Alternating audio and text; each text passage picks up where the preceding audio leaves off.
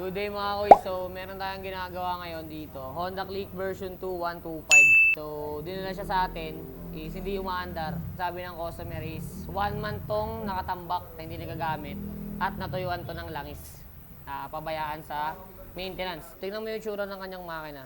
Ayan. Kung makikita nyo, mga kuys, talagang wala na. Gas-gas na. Kitang-kita na napabayaan siya sa langis. At the same time, itong block, ayan.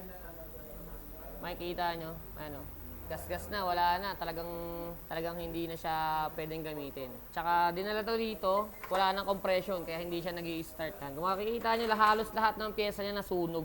Ayan, sunog. Ayan, sunog lahat. Ayan, sunog lahat ng mga pyesa niya. Ultimo tong head, ayan, sunog na sunog.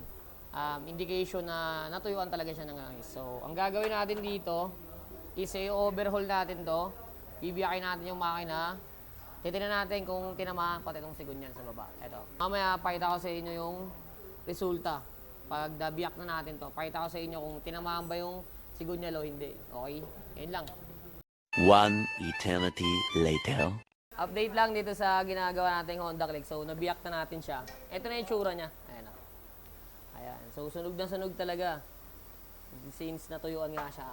Nagkaroon lang din tayo ng problema dito sa center stand niya. Sinabihan naman din natin siya na kailangan nating putulin na kasi mababasag yung case pag pinilit natin pukpukin. So, hindi natin ginawa yun. Pinutol na natin, papalitan din naman daw niyan. Then, ito lang yung pinaka-worst na nangyari. Nagkaroon ng tama yung mga... Yan, nagkaroon na tama yung sigunyal. At the same time, nagkaroon din ng tama yung mga bearing. Yan.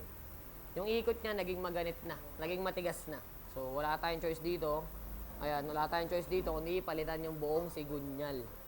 So, yun lang. Tip lang din sa mga motor, nagmomotor, huwag nyo hayaang matuyuan yung langis ng langis yung motor ninyo. Mura lang yung oil kaysa sa ganito nangyari. So, yun lang. Maraming salamat. God bless and ride safe.